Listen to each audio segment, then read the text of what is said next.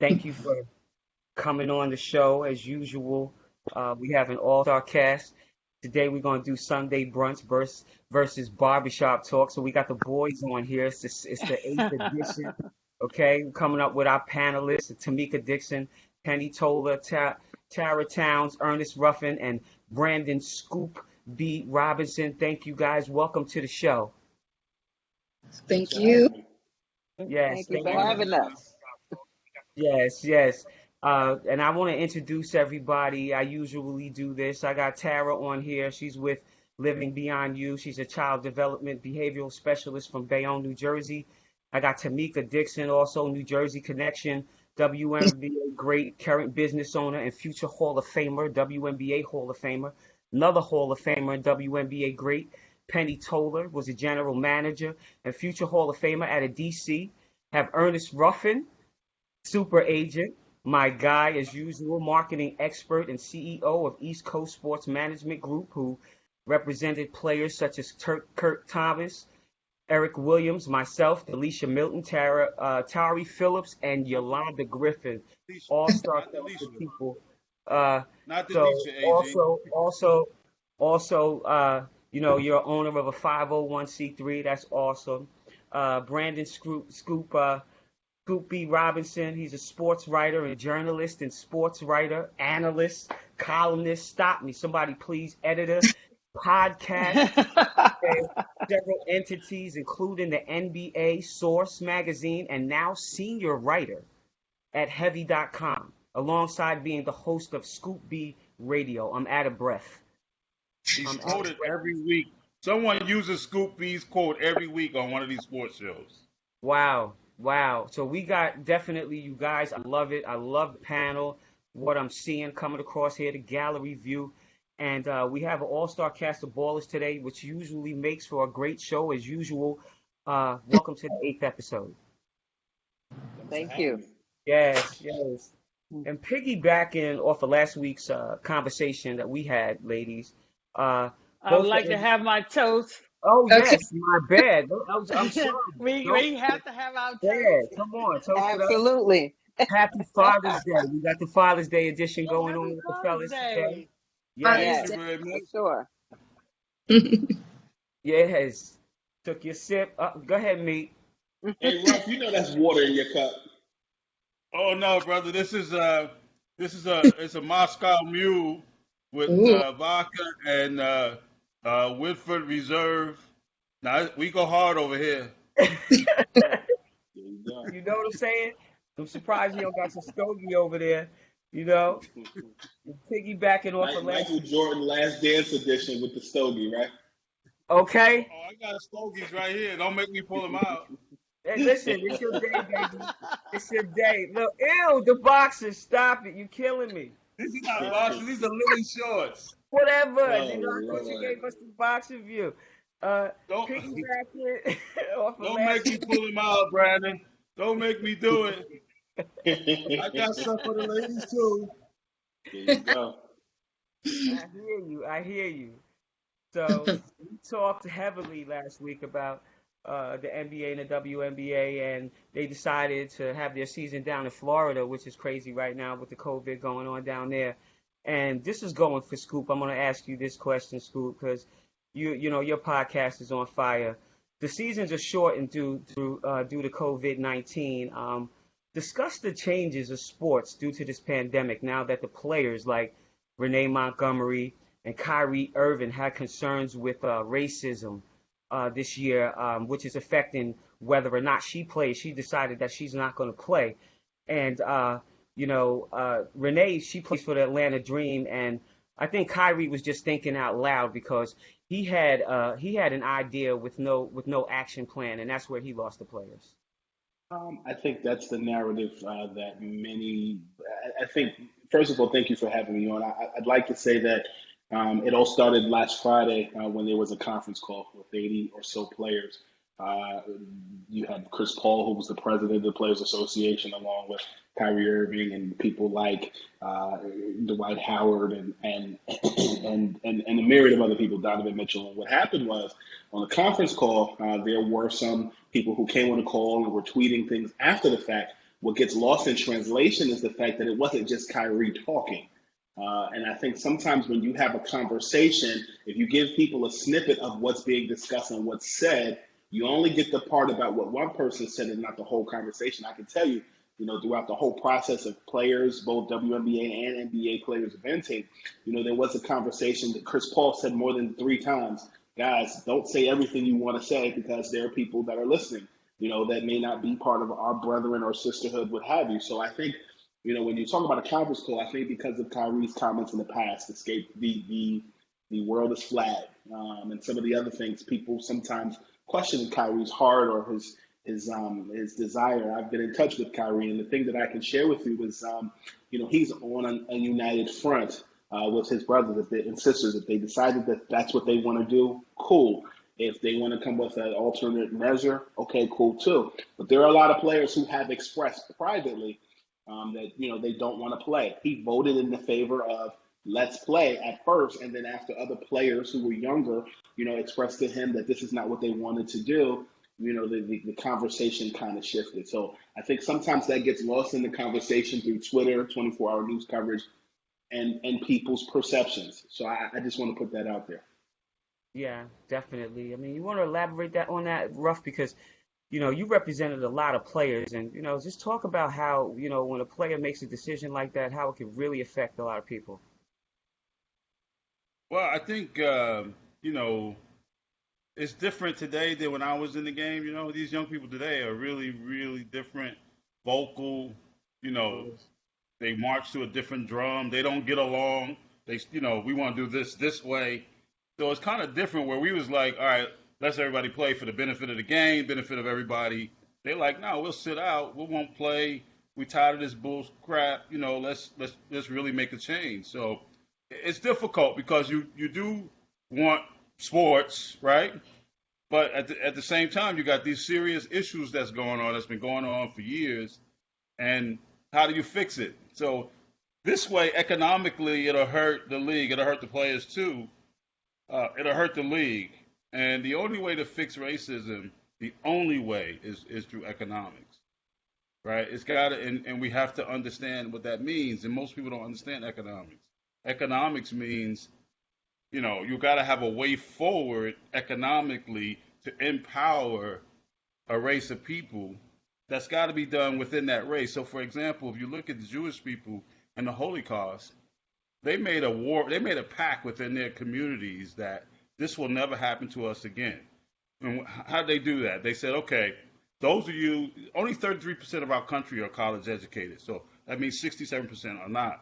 So those of you that are college educated, you're going to be lawyers, doctors, accountants, and whatever, and we're going to use those services from you.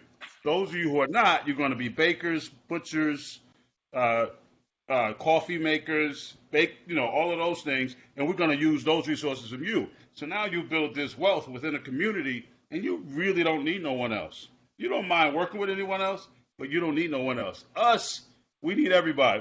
We need them because we won't do that. And that being said, these young people are making a stand saying, you know what, forget that. We don't want to do that. We don't want to depend on that. You can't fault a guy. You just got to figure out a way forward. Yeah, absolutely. You want to elaborate on that, Penn?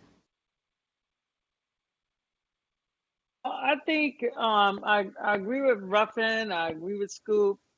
I just think that I'm in the process of doing some work myself. The thing that I'm proud of is that it's showing the world finally that athletes are more than just athletes.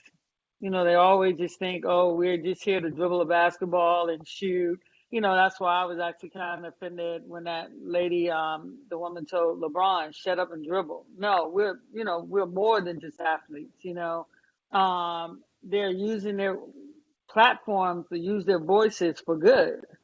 And I think that's a positive thing in the right direction, because the reality of it is, yeah, you have teachers that I feel should be valued highly, but you and I both know a musician word can go a lot faster, an athlete word or voice can travel a lot faster than your average Joe. And when I say, even some people that, how you say, are experts, but when the athletes get in the game, it changes the platform.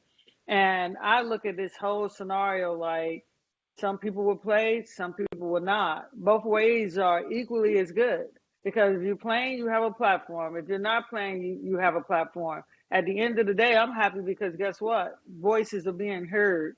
People finally have to listen because there is no norm. We're creating it right now that, hey, our voices are going to be heard. Talking to my athletes, people in the public, when you want to watch us, no, it's not just about entertainment anymore. We actually, athletes are bringing a message now. So I think it's a positive. I'm actually happy. It's a different generation. It's a great change, and it's long overdue personally. So I'm all day. If you want to play, you want to play. It's important. Yeah, absolutely. I see you shaking your head a lot over there, Tara. So go on and bring your perspective in. Well, I want to piggyback on what Penny was saying about the norm. We're creating something new. Things are shifting, so I think it is positive as well. I commend people who advocate. I'm also too. I have a 501c3, and we're in a national bullying campaign, and we support people who are beautifully diverse, which we don't use the word disabled, or I like to say a different ability. So I think it's wonderful when people who are icons, who are role models, who are very, very strong to the public and to the youth, when they use that power, to empower. You're really being empowered when an example is being set for you because you can connect to it yourself. So, regarding Renee, I think that that's powerful, the statement that she made. And I think that what's going on with all of the protesting, and once again, unfortunately, George had to be a sacrificial lamb, but I think that it is definitely planting a seed. And like we said last week, if you want something to grow, it doesn't grow first. You must plant the seed first. So the seed is being planted. Now it's going to manifest it and grow it and shape it into so much more. Renee did that. She stepped up. She spoke for herself and her mission to offset money and fame and power, and to go into using her power in the community, which, is definitely necessary to be a part of Black Lives Matters, because we do matter. And now people are seeing that we are mattering more and more because we are claiming, taking our voices, speaking up, speaking out. We're being edgy, pushy, and that's what we need to be in order for shifting social take place. So I think I support it. I have a 12-year-old that speaks in front of 900 people to voice, his feelings about being a dwarf and his feelings about being bullied and pushed around. I think it's wonderful. I encourage it, I promote it, and I love it, actually. And if I Yeah. can add, I think Go ahead. I think this is Oh no, the I just want. reason. Oh, okay. No, ladies first. No, you go ahead, Scoop. No, mine was just. I was just about to say, just to show you. I want to throw this out there because it's sort of like Colin Kaepernick. Let's throw Maya Moore out there. These were people that were ahead of the game. Maya has 4 titles. A player that could have potentially easy have gotten 5 or 6 that would definitely put her in a boat by herself. And she walked away from basketball last year because she felt she couldn't do both with her social justice, wanted to work on the free innocent people.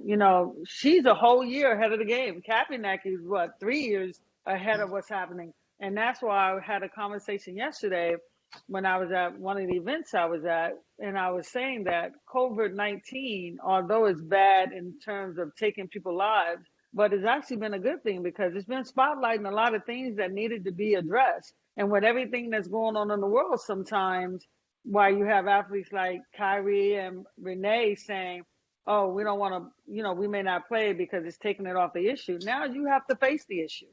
You have to face what's important. You have to face these things. And this is why I say every voice matters, whether you're playing or not. You have a voice, it's an input. That's why we're talking about it today.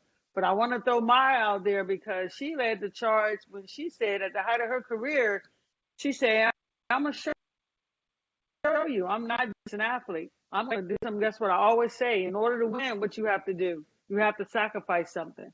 Maya said, I'm about to sacrifice playing this year, and I'm gonna go help this guy get set free. She's ahead of the game, and that's why to me she's the epitome of a great athlete. You know, a great person, a great athlete, because they do the right things even when people think they're not supposed to. But you know, they step out there and do what no one else wants to do.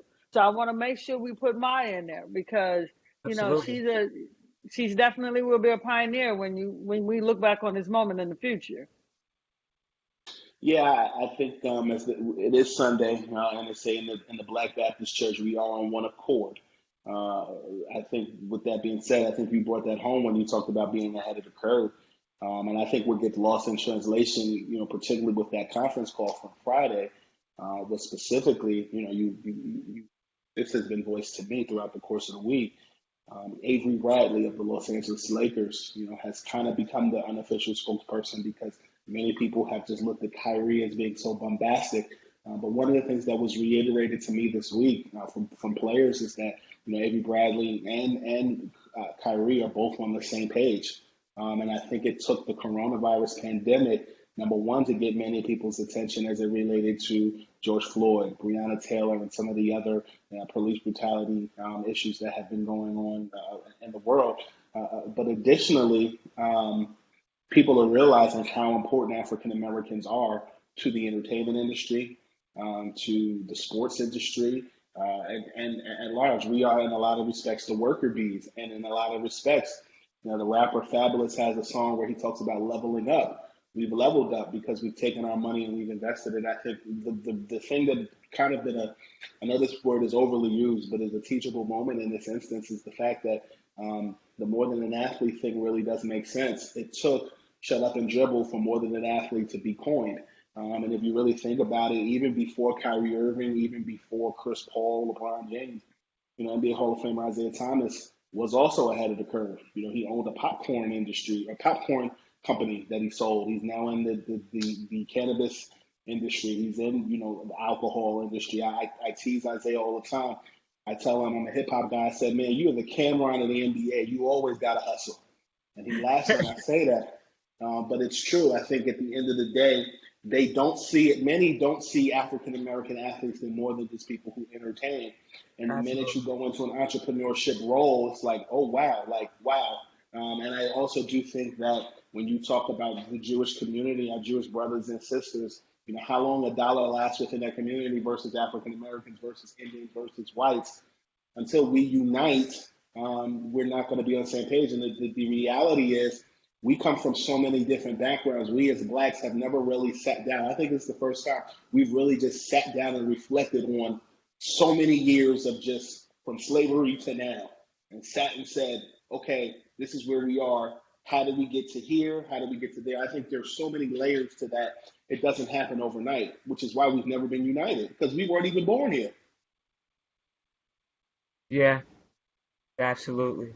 You're And absolutely right. piggybacking off, and piggybacking one more time off Scoop here, another person that you know, obviously, I take my hat off to Michael Jordan because he got it right. When I say got it right, you know, you have a lot of African American women and men. I'm talking the NBA now that inspired to make the NBA. Jordan was smart, and when I look back on it, and I mean, he didn't say give me an endorsement deal. He said give me a brand. He went and got Jumpman from Jordan. Then he went out and said, you know what, if you want to make a difference, I'm going to put my money where my mouth at. He owns the team. And that's the goal that should be for a lot of African Americans that give all, you know, their time, their energy, their skill set to a league. Don't just inspire to be the player. Be inspired to be the owner, you know. And then even before, and what Jordan doing is awesome. Everybody should follow that lead. And then look what Magic did. Okay, a virus took him out the league, and he reset and reinvented himself into one of the most wealthiest businessmen that he just gave $100 million for the Small Business Association. He didn't stop when you know, he had the AIDS virus that could have knocked him out. He could have sat down and nobody would have blamed him. He said, no, watch my next trick, which was, I believe, his best trick, and not trick, his best invention, that he created himself into one of the most wealthiest athletes that wasn't even playing. Look at his brand. People inspire to be him, a businessman. And that's not by fluke, that's by work. And this is where I say when athletes come to the league, don't just inspire, I'm making $100 million, I'll just live off that.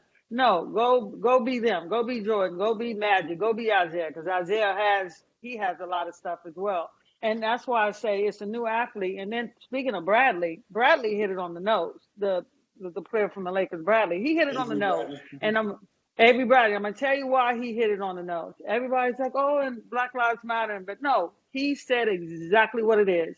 The league is 98%. I don't know in the NBA, but I know in the WNBA and the NBA, I'm sure it's still 90% Afro American. Predominantly.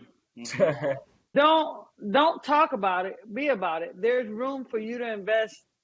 Give some of that money to those Black entrepreneurs that own the stores, that own the food supplies. That when you're doing your marketing, your printing, you don't have to look at big companies.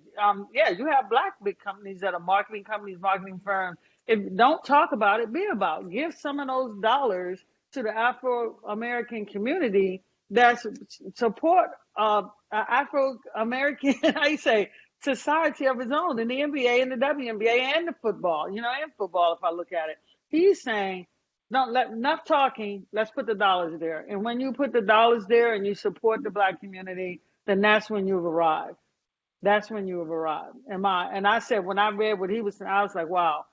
I mean, case closed. Drop the mic after he said all that. You can drop the mic because that's what it's about. Yeah, absolutely. You guys all have. And I also just think the whole Orlando issue, it's not safe. Thank It's you. crazy. But you got to think about it from the not condoning it. I'm just putting the other factor out there. In order to get the rest of the money for the season from TV dollars, they have to play 70 games. Wow. So Where are I they want at? to say 65? this. Where are like they at? 65. What's Yeah. the TV dollars? Oh, wow. Oh, it's So huge. so Ernest, you'd Revenue be sharing. I can speak around it. You'd be better to speak about it directly. About what? The TV dollars? Yeah, like how that works and all that the other perspectives, particularly with the collective Well, bargaining agreement in place now. so especially for teams and smaller markets, it means everything. Like Milwaukee's winning now, but like a market like Milwaukee, it's not LA, New York, DC, these places, right? So TV money means everything to these people, these owners. So if you don't play and they lose that money, now you got next season, it could be a problem with paying people, payroll. It's a trickle down effect. So you want that money, and then you got this collective bargaining thing that's going on. That the some of the small print in the contracts that say if they don't play this year for whatever reasons, then you got to go back to the table with collective bargaining and talking about all of that stuff again. And so it becomes a real economic issue for the league and for players getting paid in the future, right? So it makes sense for them to play. Is it safe? And then Scoop says no. First of all, Scoop is one of my favorite people because I know him since he was a little fella. My ex-wife and his mom used to teach together and was very good friends. And he's just a phenomenal young fella. I want to see him be the best reporter in the world. So Adrian, I'm glad you had him on, and he gives insight that I definitely don't have. So, but I think the country needs sports too, Scoop. So, I mean, you got some women at home being abused by these dudes, because, we got some abusers. And sports could take some pressure off of her, right? Or vice versa, right? So we need sports. Sports is needed, and I don't know how to do it. I'll be honest with you, but it's needed. So we got to figure it out some kind of way. But I'll add, not just from the perspective of abusive home, also the guys on the corner not doing anything. The kids who are staying at home with their mom and they're being homeschooled and driving their mother crazy. I know when basketball came on for me, the NBA and NBC allowed my mother to cook dinner and do everything else. So there's a distractor there. But I think where to piggyback off of that, I think where it gets interesting and dicey is, do you potentially put players in a bubble and you force them to the health conditions, like could they get COVID, and then the other part of it is okay, you create that distraction. Can you do both has been a discussion at length. Does it lose? Does George Floyd lose focus? Does Breonna Taylor lose focus because people are playing? A lot of you ladies, I didn't play in the NBA or the WNBA. I can defer to you guys more than me. I can state the facts. Can you do both? I think you can. And before I state why, I also want to bring this up because I read this and I thought this was interesting with the NBA. And I'm calling out the NBA that the WNBA players better be getting this thing I'm about to see. I don't know if you guys can see this ring. This is a ring that the Yes. NBA, can you guys see this? This I know about is a it. smart ring that's supposed to be able to detect when you're 6 feet close to someone, and they're experimenting now to see can they catch COVID-19, the symptoms before you get COVID-19. This is a ring that let me put it right. This is a ring that all the NBA players will be wearing. Well, not all. They can elect to wear it or not. But I said to myself, I better see the WNBA players with this ring too, because, equal opportunity here, because, it will also keep the WNBA players safe. And I think it's a great thing that they're trying to do to try to cover all bases to make sure everybody is safe, because the NBA players will be allowed to go out, unlike the women, will be allowed to socialize with people in the area, go to NBA games. Only So in I the think bubble, that's Penny. Only in the bubble. yeah, but Can't that Only in bubble the for leave the bubble. men, right? But that bubble for the men is huge. That's a larger Okay. area where the women are. The women are in a smaller, remote area than when you're looking at where the men are going to be. Are they in You know, Florida Okay. also? which you yeah, totally two different locations. You know how you men do it. Now I'm not going to tease you today. I was going to say you know how y'all do it, but I'm not going to tease you today. But I'm saying I better see, and I hope that they give those same rings, and these rings, they at first they were invented to track sleep, how you sleep, but they're using them now as an experiment for COVID-19. I hope that the women have the same opportunity to do that. And far as being able to do both, of course you can do both. Of course you can do both. And this is why I said there's really no right way or no wrong way. It's basically whatever's best for you. But the thing is, even when it comes back to Kyrie, I feel a little bad because just because somebody might have said something that people didn't understand or they thought was not very smart in the past, don't make even what he's saying is correct. That's his opinion. That's his truth. That's his organic truth. You know what I'm saying? And that's why I just want everybody to understand. And it goes back to what Ruffin's saying, that in this moment, let's not turn on each other because there really is no right way. But let's have the compassion and the empathy to say, hey, if that's what you want to do, that's okay. I'm not critiquing you. Because when I want to go do something I want to do, I don't want to be critiqued because none of us are God to critique anybody. So this is why I want to be all inclusive and let's be all on the same page that the NBA and the WNBA got it right. The WNBA, they got to the 25th for players who want to play or don't play. If you don't want to play, don't play. If you want to play, play. But I think both voices are needed to sell this platform. This is not going away. This will not go away. It's not going to go away, and I think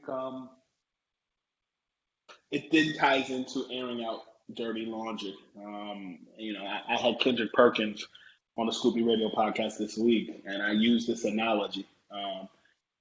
First of all, Kendrick Perkins, gracious guy, spoke with me about just his remarks about Kyrie, where basically he said that if Kyrie was a bird and he had a bird's brain, he'd fly backwards. And I called him and I said, "Yo, can we talk about this later today?" So an hour later we recorded, and I said, it took me back to when Obama was running for office, and it reminded me specifically of how Tavis Smiley and Cornel West, have kind of not always been kind to President Obama because of a slight that they felt when they wanted him to come on their show, and basically Obama sent his wife in his stead, and they felt some type of way.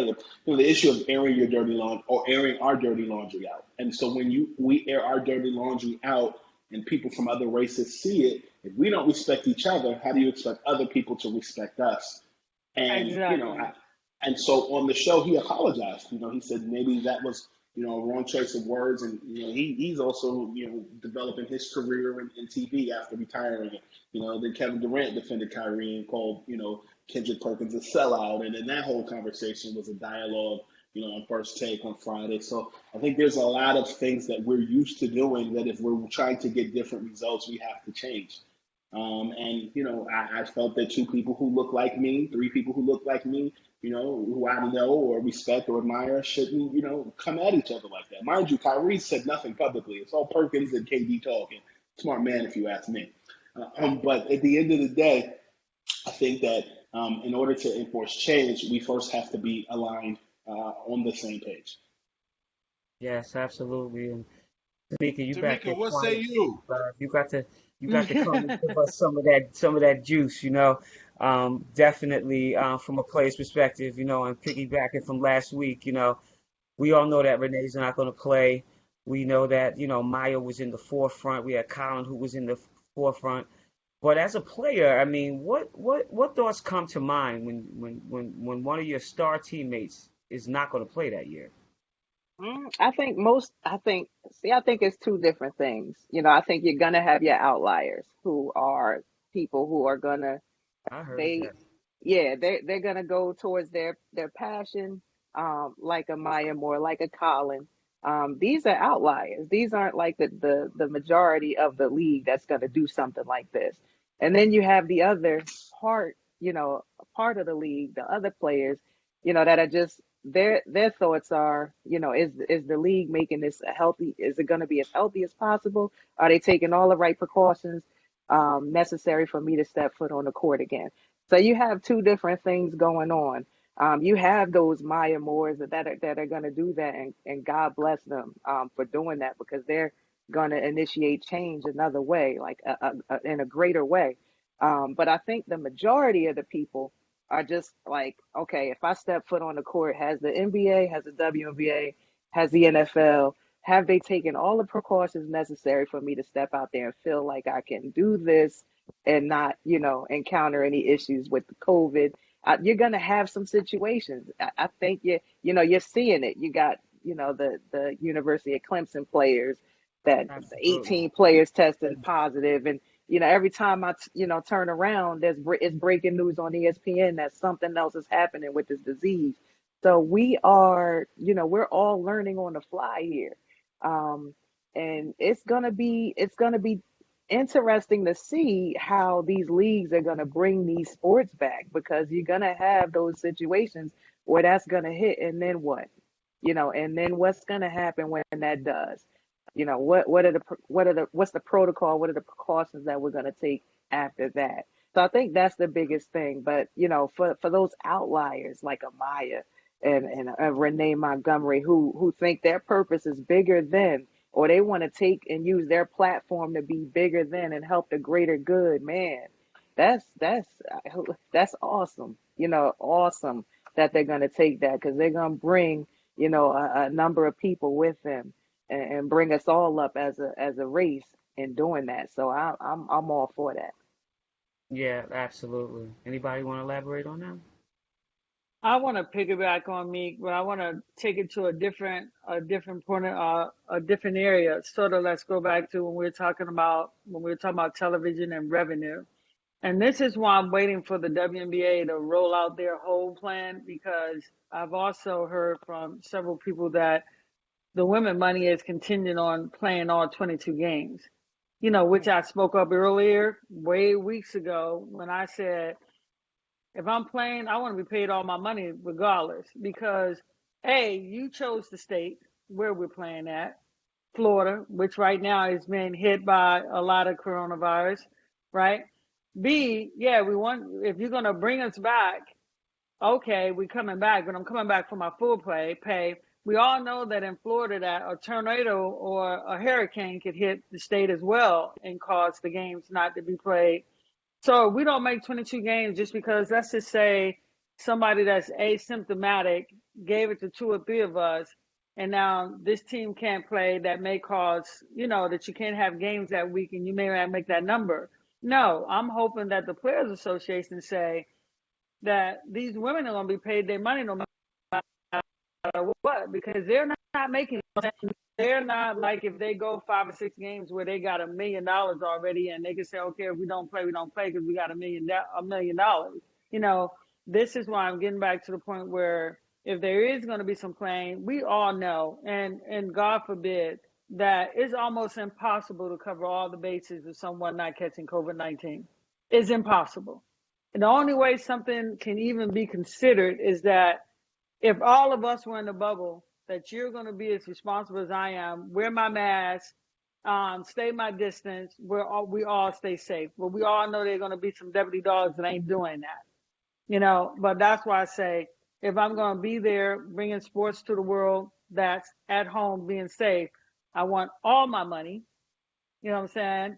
I'm going to do my part to try to stay safe. I just think that somebody's going to be the first to catch this. Like what Nick said a minute ago, just the other day, the NHL, they had 22 players. 22 players. It went from 2 to 22 players with COVID. We spoke last week about the University of Houston. You know, now you're looking at football. Now you're looking at Clemson. You know, people are catching this because we still really don't know how we're catching it. So So Penny, the only thing what makes you think that they're not going to get all their money? because I heard, and this is like when they come to their conclusion, because you notice they're still, the deal is not finalized. They know they're playing. They know they have to be in Florida by July the 6th. Every team has to be there by July the 6th, right? Okay. But all the ramifications are they going to be paid their money? No, it's contingent. And I'm saying to myself, there's no way I would agree to a deal that I'm being Yeah, that contingent don't seem right. and I'm putting my life on the line. If a hurricane were to come, and it happens, remember we was involved in a hurricane in Houston. Weren't you on that team? When I was. the bags went to Houston, but we went back to LA so we Yep. wouldn't get caught, and it was a last minute decision. Now you're in Florida where hurricanes are, you know, they come. And now And it's hurricane season. you have a spike where if the spike continues to go up, the governor of America just say, I'm shutting everything down. Shut it down. Shut it down. So do they not get paid? They should get You know, paid. this is what I'm saying. Do they not get paid? And this is why everybody's excited. And of course, I'm a huge, you know, I've been in the WA. I'm a huge advocate for it. It's that I'm saying I can't wait till they roll out what is the final plan, because a lot of people are being put at risk. They can only bring one person with them. And even bringing that person with them, they're not going to get per diem money. You know, to bring one person with them is almost like $14,000. They're not getting per diem money. And from what I hear, I'm not there, but it's consensus. So a lot of, like you guys hear that, okay, it's 4 people in a villa. Even if it's 2, there's a chance I can catch it and give it to you. So Well, it's a there's four lot of people in things the that village. kid, but that's what I heard. And some people saying it's 2, some people saying it's 4. But the reality of it is, it ain't 1. Like I'm 1 in my house right now, you know? Hmm. Right. So it's going to go up. And these are the things that when you're saying, let's bring sports back, I felt that, and you know, the women's league don't have nowhere near the players that the men have in the NBA. Hey, let's How come many back and players be are in the smart. And WNBA? 144 if you go with 12, but every roster don't have 12. You know what I'm Okay. saying? Some roster will have 11, but the majority will have 12. So I'm just giving it the higher number. But my thing of it is, okay, let's not be cheap because we're playing in one venue. Let's give every person their own room to make sure that, you know, they can quarantine themselves. Because you know what? I'm going to tell you right now, or what is it, 3.5 months? No. I'm gonna see them. I'm gonna see them at the gym, but when I come home, I may want my own private space, or you know how we can get on each other's nerves. I don't want to do that. And I just felt like, you know, they're doing the best they can. I'm not knocking them because they're trying to bring the sport back, but it's going to be interesting. I'm telling you, I'm all thumbs up and hope that it's successful. But you know, I hate to say it, when you bring the amount of people together, there is going to be some casualties. I'm just hoping that they're not catastrophic. It's interesting you bring that up because I talked to some retired players, just their thoughts on it, and I used this analogy, and they were cracking up in the sense of, okay, you're resuming the season, you're bringing players from all parts of the world who are living in their away residences versus their home residences. Yep. and then you're bringing them in a team. And I said it's a majority ladies, talk right now. It's almost like, when you're on a team or you're in a dorm and there's a lady, all ladies together, your cycles sync comparatively. As it relates to Corona, like you're mixing and mingling people who you don't know have been where. Some people have quarantined and been safe. Some people have not. Um, it's the unknown that's scary. You could have the Lord of the rings on these ladies or gens. You can put Q-tips in people's noses and more. To be honest with you, I fear for the NFL more than I do the NBA. However, because you got 53 people on a roster, that's a lot of cats at one time. Um, and so I fear for them more than I do the NBA. I've spoken to some guys who are like a little older but are still free agents. They're even leery about, potentially joining a team just because of the unknown. It's not a matter of whether they can play, like the J.R. Smiths of the world, the Jamal Crawfords of the world. It's a great opportunity, but okay, somebody gets sick on a team, you replace them with somebody else, God forbid they get it. It's so much more than just money and a championship. Yeah, Ruff, and you were talking about those thermometers that they're thinking about bringing in. I mean, how many thermometers are they going to use? I mean, this could get crazy. Well, the thermometers are one thing. You can shoot everybody in the head, but if people get sick, you got to have medicine or something, right? You can quarantine them, but you got to have some kind of medicine. I don't know. They say they 30 days away from testing 30 people with some type of medicine that supposedly works. I know they're working hard trying to find a Absolutely. medicine or They something. sure are. I'm To, so to, confident in that. You know, yeah, that's true. The we And use confidence what level is happened? there. What Vaccine. happened? Was that Scoop? No, oh, great, Scoop. No, I was going to say, and the vaccine. Moderna, I think, is in phase three. And they've already gotten contracts somewhere overseas. The U.S., I think the biggest thing, and some of the ladies that are on here can kind of piggyback off of this, I'm sure. I spoke to Stephon Marbury a couple months ago, and we were just talking about quarantining. Him being from Brooklyn, but him living in China, I thought he was the perfect person to answer this question. absolutely. He said, when you look at today's game, or at least aside from sports, just thinking country-wise, China, I think in a lot of respects was ahead of the curve because they canceled China League. One. Two, he said this to me, and it made so much sense when you really think about it. Um, in the U.S., every state practices their routine differently. California, Virginia, New York, and Vegas or Nevada rather would do something different than China. When COVID was a thing, China shut everything down. He explained to me, the Virginia, California, New Jersey equivalent in China was everybody followed the same rules.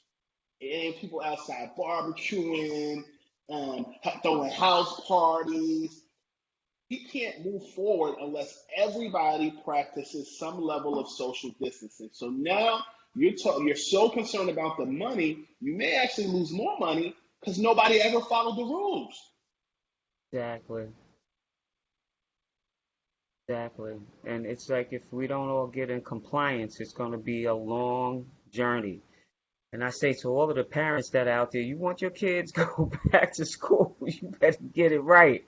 Start doing what you need to do because it's kind of scary right now with these numbers out here. And, we're getting ready to go into the summertime and we got barbecue and parties and this and that. And now you see more cars out. I kind of was getting used to not seeing the cars. I was kind of enjoying that movement for a little bit. I'll be honest with you guys.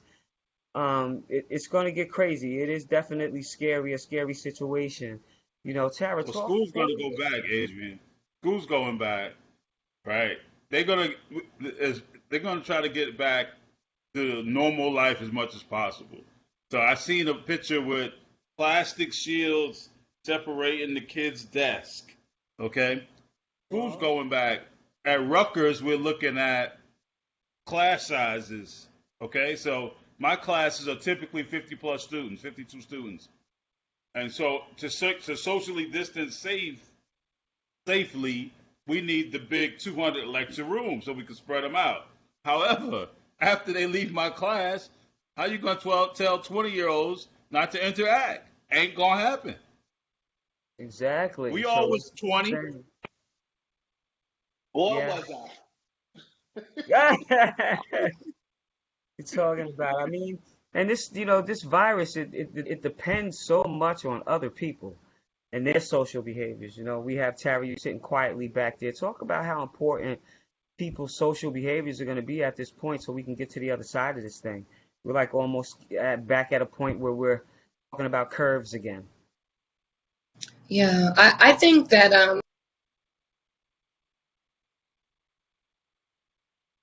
humans do behave differently. We have different cultures of how we were raised, how we look at things, and then you have young people who are in the developmental phase and stage of finding themselves. So they are going to defy, and the notion of young people not being able to die from this is something that I see and hear quite often, and it is our presidential leader telling people that we're doing it's not just for older people. I want the younger people to You breaking up, Tara? realize. Can you hear me now? Don't break up with us, Tara. I know it's too. Can you hear me now? Yeah, Yeah. Breaking up. I'm still breaking up break our heart. right now. No, a lot Yeah, better you now. go. Go ahead, finish saying what you were saying. So I mean that to ask young people to be responsible when they're trying to find is a challenge in itself. But I think to make the awareness to them that like a party can be your life or your friend's life. It can be death. Like how you going to get them to behave, right? When we have rules to follow, we don't want to get punished or grounded. So that is something that definitely needs to happen more. Youth like to identify and connect to other youth. So if you have college kids who went to a party and the disease, for them to start speaking about it to their age groups and even younger children as well, to start experience to other youth will be a big thing. But our nation right now, I'm seeing clients is that people are running out of mental fuel. They just are, because we don't know. It's so uncertain. There's so much uncertainty, and uncertainty in the unknown causes fear to spike. Never mind the virus spiking. And people now misbehaving even out of fear. Their patterns are where they should be staying in and listening. They're confused, they're scared, and their focus is not on, okay, I'm going to stay healthy and I'm going to make other people healthy. You have some people, seriously, I've had this comment state like, oh, well, it's going to catch up to all of us. No, it doesn't have to catch up to all of us. And to think that way, number one, is self-defeating, but you're a danger to the public to have that mindset to go out there, oh, we're going to get it anyway. No, I don't want to get it, and I'm not putting that in my universe, and you don't put it in my universe for me by that way of thinking and not being responsible. So what we really need to do, honestly, because the question too was, when we spoke about it and I read it, was like with the athletes and this anxiety. Everyone's like in this panic mode. So when people panic, they want to release, and their releasing may not be the way. Yeah, Tara, Can you hear me now? yeah, you just keep going in and out just a little bit. Okay. So it's okay. Okay. So what I'm saying is that because of the panic, it's causing people to want to release innately. When we're stressed, our bodies, our minds want to release pressure. They want to release the steam. But how are we releasing it? People going to beaches, and they're not wearing masks, and they're piled in these places, nightclubs, things that I wouldn't even fathom the thought of doing it. But other people, their minds are saying, I need to have a sense of normalcy to make me feel better. And that is where, that to me, that's the breakdown in the whole Tara, when young people are young and invincible, they're not gonna think like situation. you. Yes, I They're know not gonna think like you. they're So not they're going gonna to, go out. right, they're not going to, but that's what I said. We are the adult. Yeah, but what are you gonna tell a 20-year-old? What could your parents tell you at 20? Nothing. They can express their opinions, Yeah, the but they discipline couldn't tell you definitely nothing. does come from within. I You mean, come on, know, let's keep this shit 100. I mean, We, they're 20, they're 18, they're 19. That we could I, tell them don't go to the beach, they go into the beach. And plus, the news is not reporting young people dying at an alarming rate. Maybe one young person, maybe two young person out of 350 million, they go into party, they go into the beach. I heard one person said, I just turned 21. I'm drinking, I'm partying. I don't care what y'all say. You know what I mean? So what are you going to tell them? We can't tell them nothing. I, You know, to me, it's interesting. I'm different because I feel like COVID, for somebody who did time in jail, this is easy. For somebody who spent some time in summer camp, this is a breeze.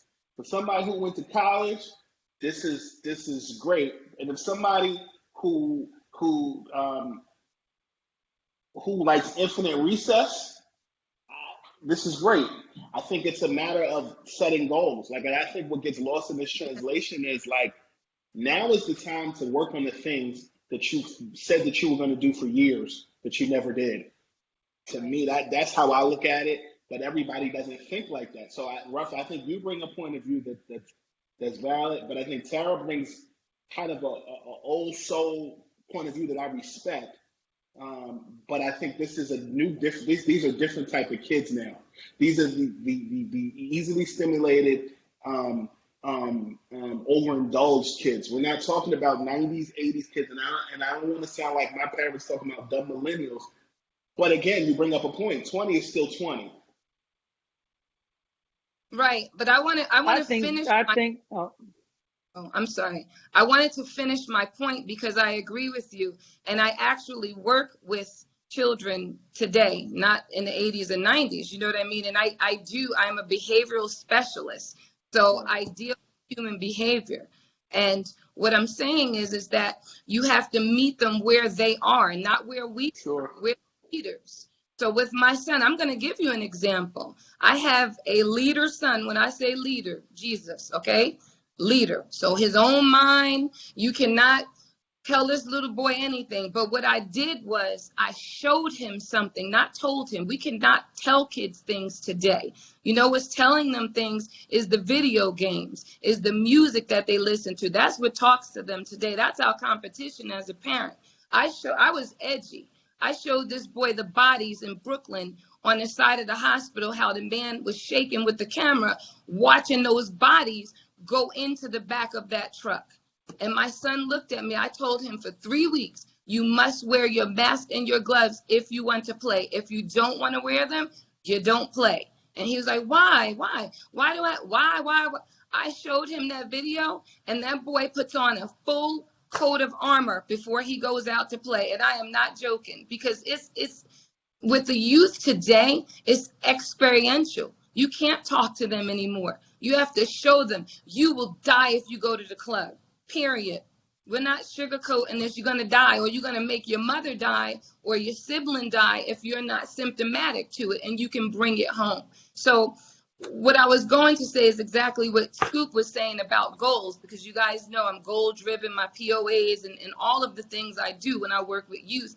But I think we should focus on and train our youth right now in the midst of this to focus on monopolizing on their now.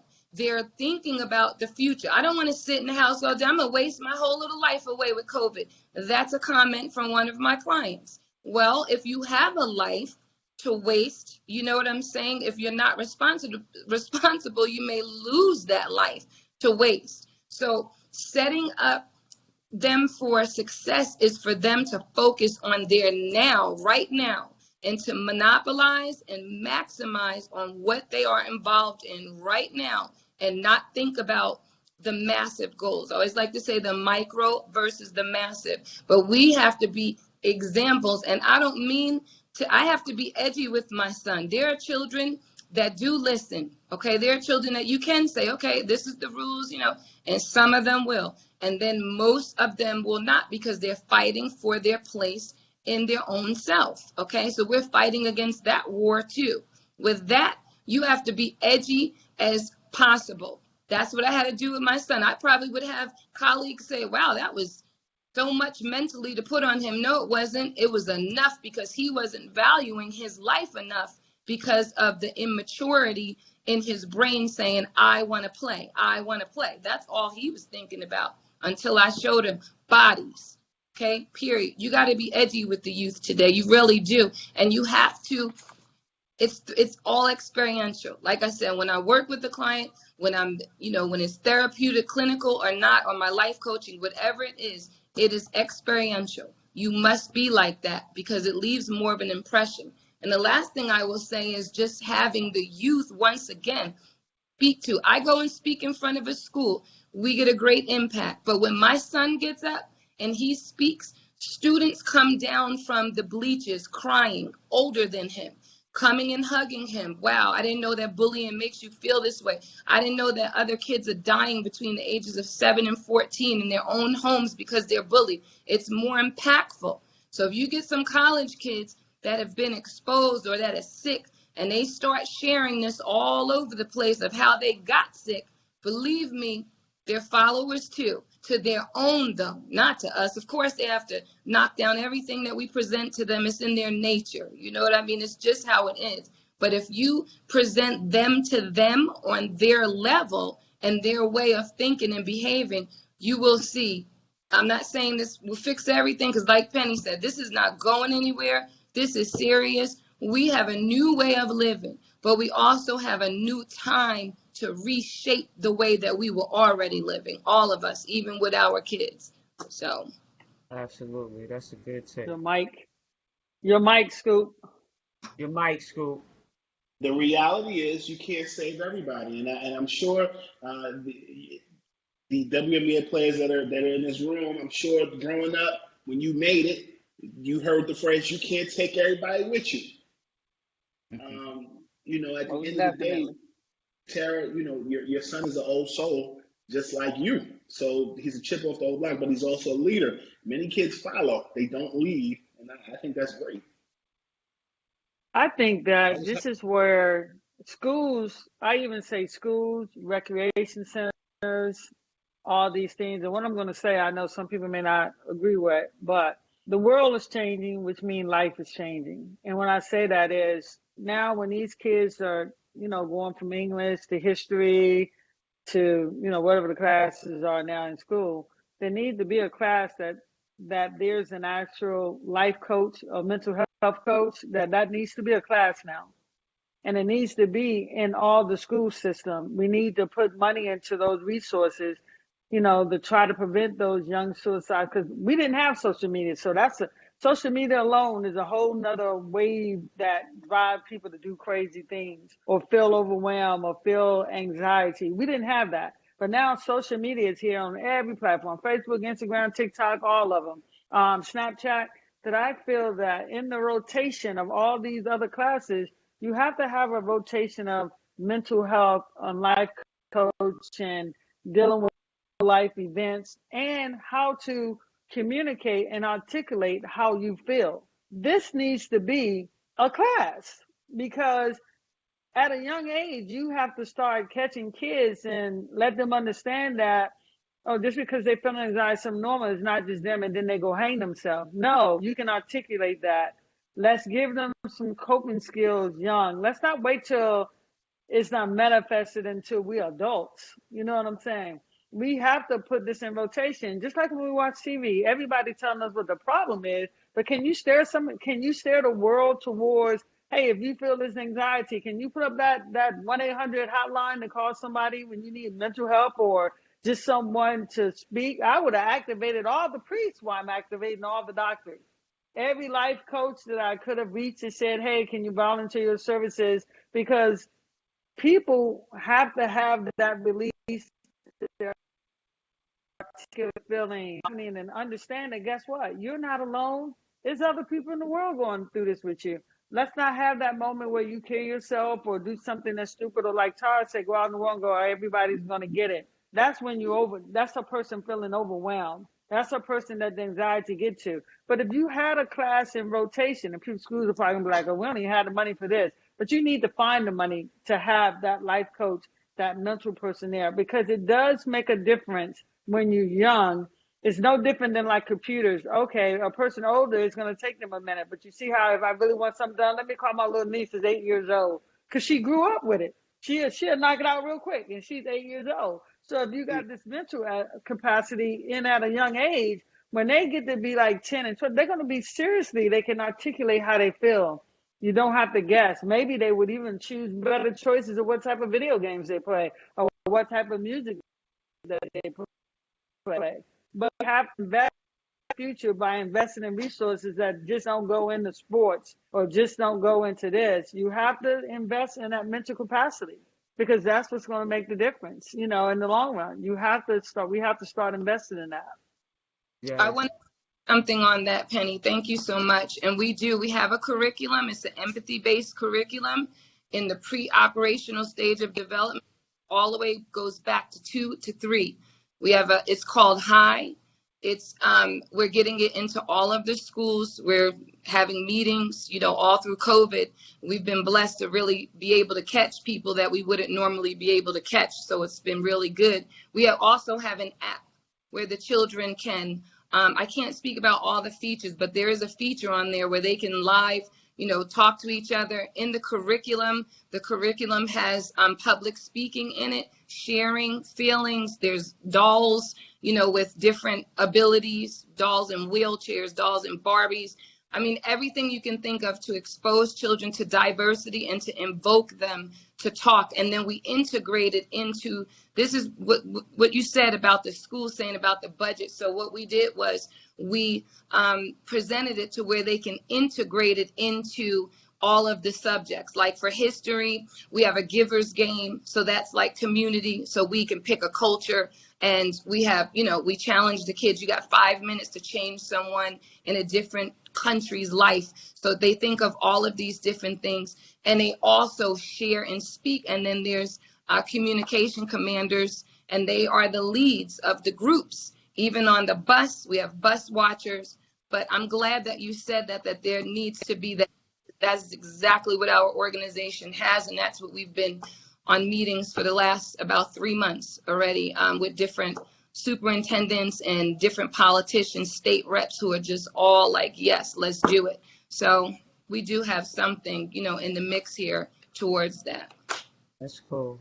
Very nice.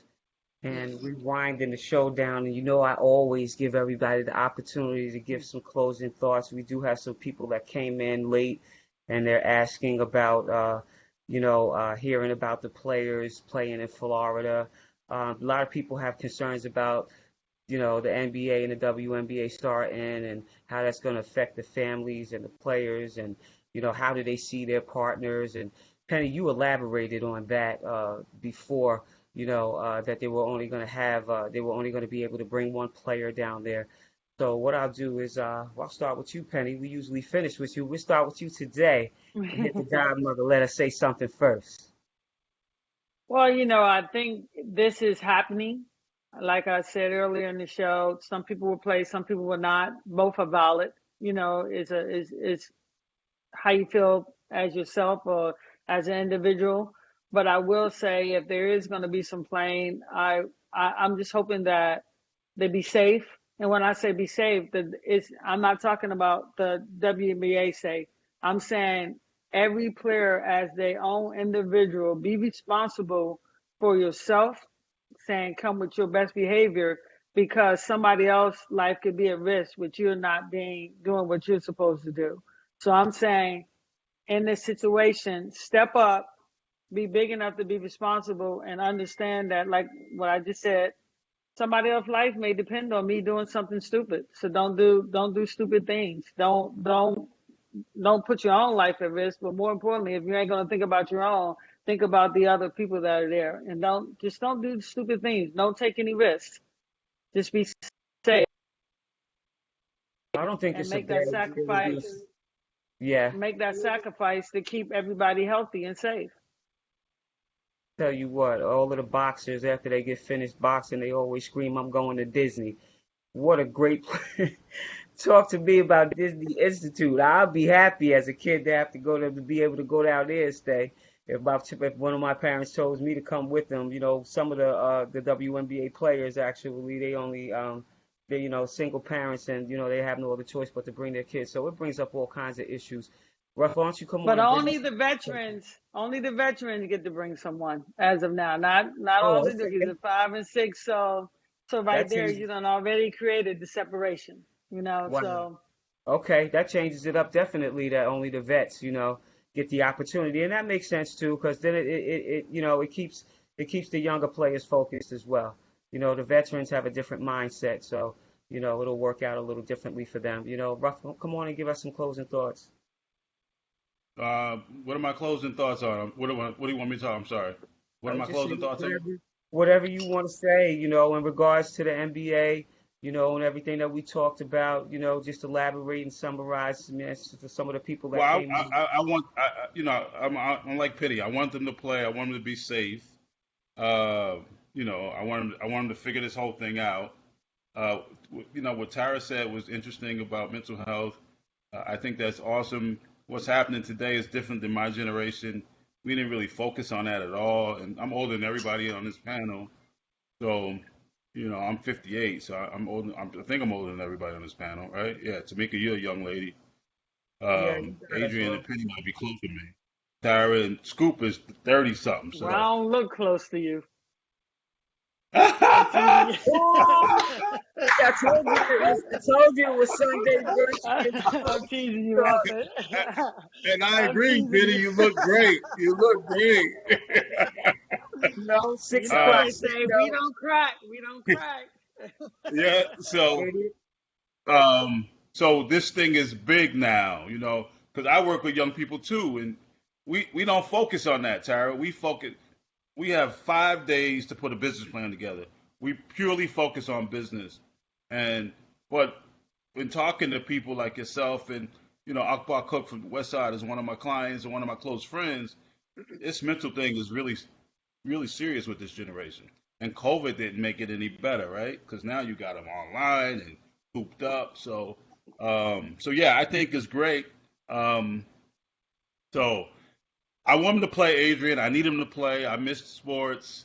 I want the NFL to play. We just got to figure it out. The world can't stop. We can't stop. If we stop, we're gonna have, anarchy. The place is gonna go crazy. You can't Exactly. stop living. So we got to figure this thing out. Yeah, absolutely. We're gonna learn to live with it before we get a solution to it. So, I think that it's just commendable. We're always setting the bar. We're always stepping out first. As far as the NBA and the WNBA is concerned. So we're gonna step out on this and see what happens. It's gonna be used as an example for every other sport out there. This football is trying it. But there's just some things. Right now it's trial and error and see how it works and what doesn't work and who gets sick, what the percentage of people that get sick, what creates the situation, and backing up what Tamika says, How how do sick you do they even get get? that sickness? Yeah, and how do they get it? You know what I'm saying? It's sweating on me, getting me sick, sweating on me now. So we don't really know. So elaborate on that a little bit, Brandon. No, I pretty much echo everything everybody else says. The only thing that I think is interesting is I believe that God has our attention. And I think that sometimes, even growing up, when we did something that our parents didn't like, they took the Nintendo, they took the toy, they took that dessert, or you wasn't going to McDonald's. Sports is our McDonald's right now. And I think, it seems as though somebody's trying to tell us something and maybe we should listen. I think, the Bible says, touch not my anointed and do my prophets no harm. I think when you look at what's going on with, George Floyd right now, and when you look at just, the level of, the people supporting, I don't necessarily think we'd have this level of outcry had the coronavirus not happened. Am I cheering it on? No. But I do think there is a prophetic word that is being spoken by young people. Young people are undefeated in that regard. And, obviously they get it in some capacity. And, I think the WNBA has until the 25th to make a decision. I think in the NBA it's the 30th. And, whatever decision they make, I just hope that they're safe. And I hope that if, the seasons do resume, we don't forget some of the life lessons. Man, I've learned so much about myself in the last 2, 3 months that I feel like I haven't been this still since high school. Yeah. Talk to them. Talk to them about some of your shows and some of your podcasts and how they can get at you. Well, Scoopy Radio it's been in existence since 2016. Literally, this is as New York as it sounds. Started out of a Timberland box. Literally had interviews from my childhood that sat up, like interviews with Dikembe Mutombo when I was 12. I started in the industry at 12 years old. I had a radio show with the Nets when I was a kid.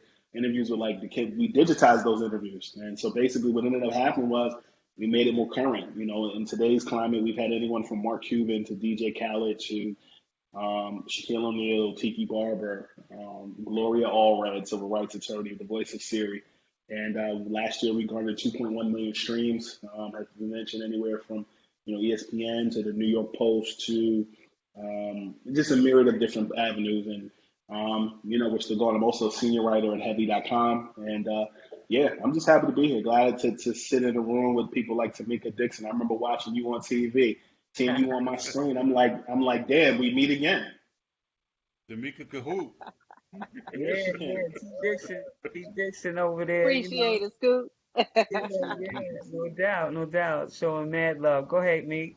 While you on the stage. I just echo the sentiments of everyone else.